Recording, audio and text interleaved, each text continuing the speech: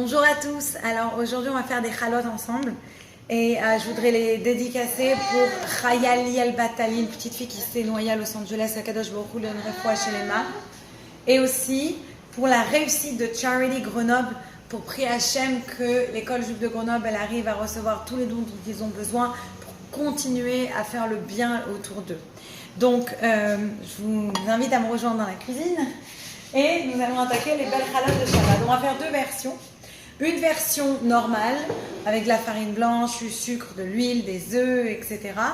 Et une version saine à l'épeautre. On va faire du spelt, qu'on appelle comme ça ici, une farine d'épeautre, parce que c'est beaucoup plus bon, c'est meilleur pour la santé, avec du miel au lieu du sucre. Et on va faire une version healthy, comme on appelle ça ici.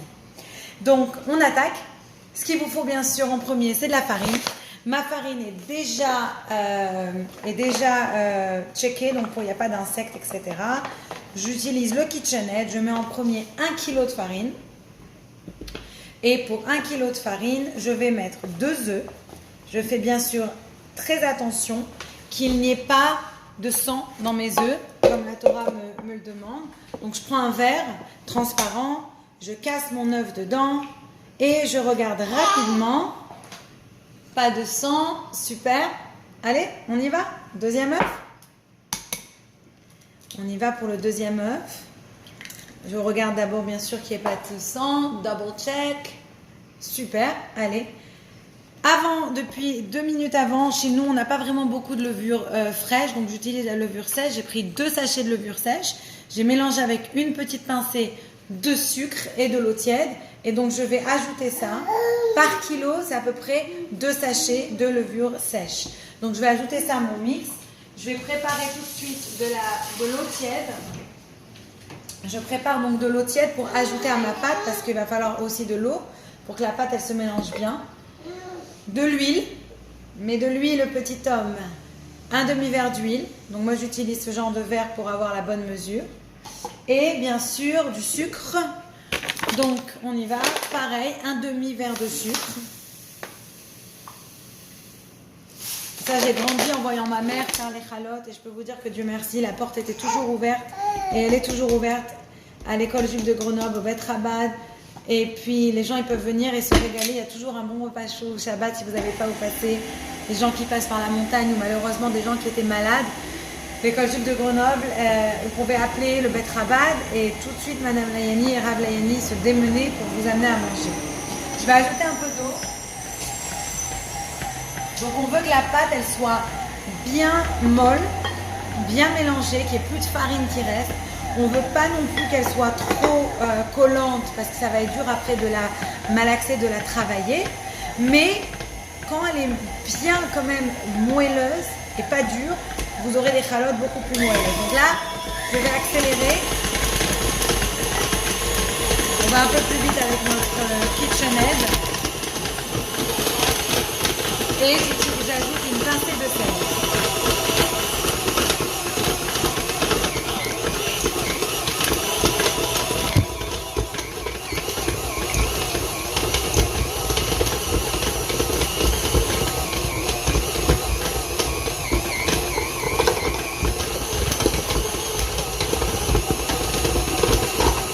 Je vais essayer de vous montrer un peu la consistance que la pâte doit avoir.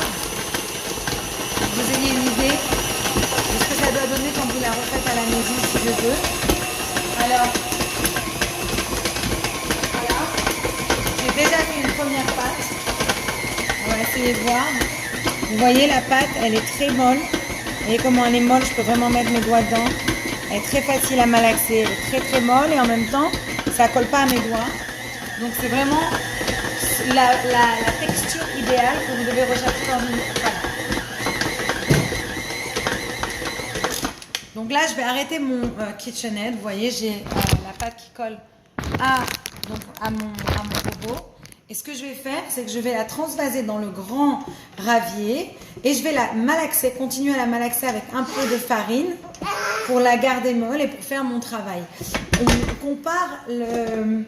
On compare la pâte à challah à l'éducation des enfants. Allez, venez avec moi. On compare la pâte à challah à l'éducation des enfants. D'ailleurs, voilà un petit bout de chou derrière qui nous accompagne. Et donc, quand on fait la pâte à challah, quand on va mélanger, donner tout notre cœur, c'est vraiment, on peut comparer ça à quand on éduque un enfant. Quand on éduque un enfant, on doit éduquer l'enfant avec tout notre cœur et toute notre âme.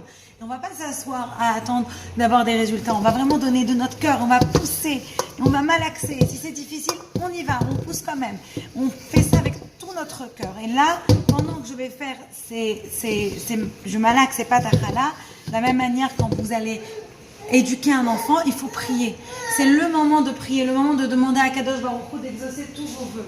Je vais ajouter un petit peu de farine donc à ma pâte et je vais en même temps demander à Hachem, s'il te plaît, vraiment qu'on ait la réfoua chez les marefouat en effet, que réfoua ta gouf, de Chayali el Batali, les enfants, boum, Sheva, que Kadosh Baruch Hu envoie à chacun qui regarde la Hatzlacha, la Parnassa, la bonne santé si Dieu veut.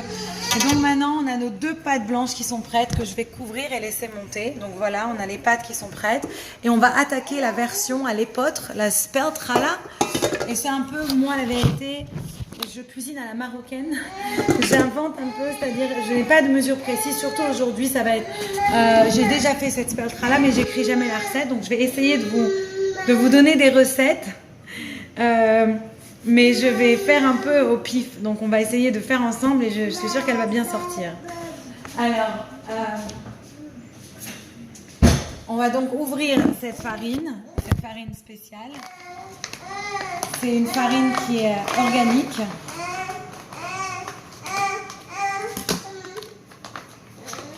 Voilà, je vais la passer ici.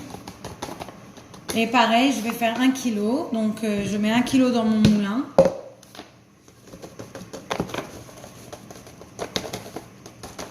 Et le paquet avait exactement 1 kilo. Donc, une fois que je mets donc, ma farine et que je l'ai vérifiée, je vais attaquer avec le prochain ingrédient. J'ajoute encore 2 œufs. Moi, personnellement, j'aime ajouter donc, les 2 œufs parce que je trouve que ça donne vraiment une challah qui a assez de mie. Tout le monde aime la mie pendant Shabbat. Et c'est une challah qui est délicieuse, qui gonfle très très bien au four.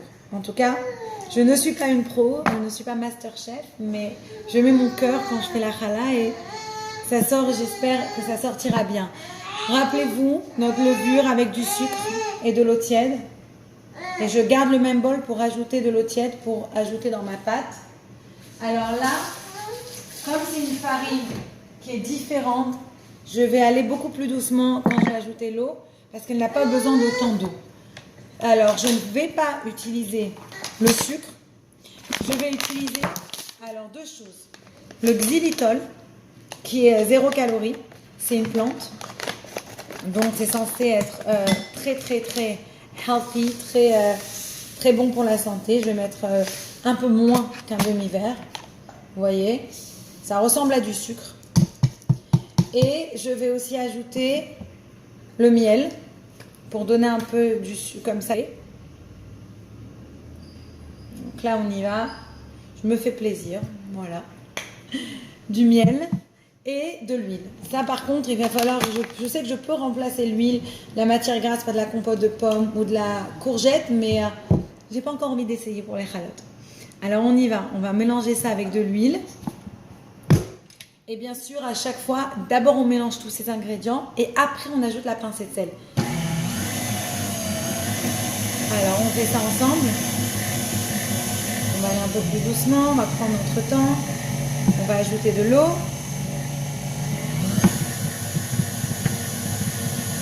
Et encore une fois, pendant que je prépare ma challah, dans ma tête, je prépare, je sais que la challah, c'est le pain de base. Le pain de la Emouna, on peut aussi dire un peu, c'est vraiment, quand on mange du pain, on sait qu'on peut être rassasié que de pain.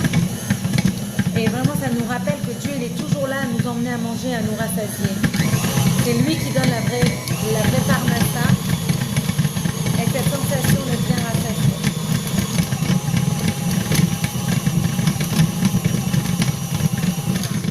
Donc là, je vais rajouter un peu d'eau. Je vais essayer de travailler un petit peu plus sur ma pâte. Comme je vous ai dit, c'est ma première fois avec vous. J'ai déjà fait plusieurs fois ce faire, mais en général, je mélange à la farine blanche.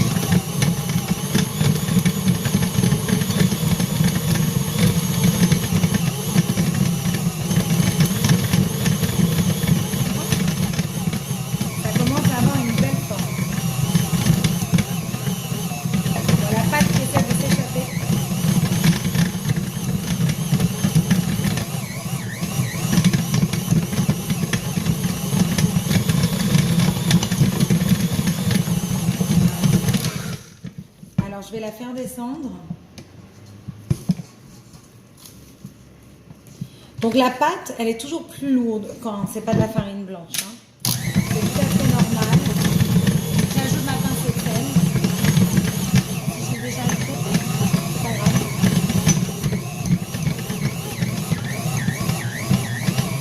Et là pareil, je fais confiance au robot pour commencer le travail, mais j'aime toujours donner un peu de ma sueur et de ma force dans la pâte parce que c'est vraiment un travail qui doit venir du cœur, qui doit venir de mes mains. C'est quelque chose que je dois ressentir, c'est ma mitzvah. Et donc c'est très important pour moi de toujours malaxer la pâte et lui, là vraiment la prendre. Je vais essayer de vous montrer un peu sur mon plan de travail comment faire.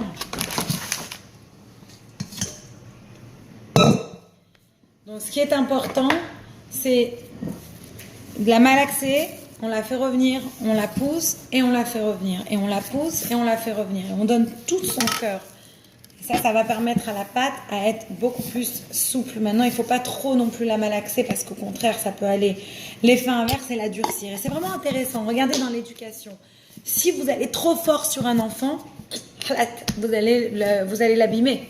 Si vous allez trop doux, vous allez aussi l'abîmer. Parce qu'un enfant, il a besoin de tiferet, il a besoin d'harmonie, il a besoin d'un bon milieu entre la rigueur et la bonté, entre un peu la miséricorde, c'est-à-dire que savoir quand pardonner à un enfant, avoir de la peine, lui laisser de l'espace et savoir quand lui mettre au contraire des limites et le bloquer. Donc là, on a une très très belle pâte, comme vous voyez encore une fois, vous voyez, elle est très très molle, vous voyez, elle prend bien ma forme, etc. Je vais la laisser aussi lever, je vais aller chercher un torchon. Et je vous retrouve après, quand elle aura bien levé, pour les monter.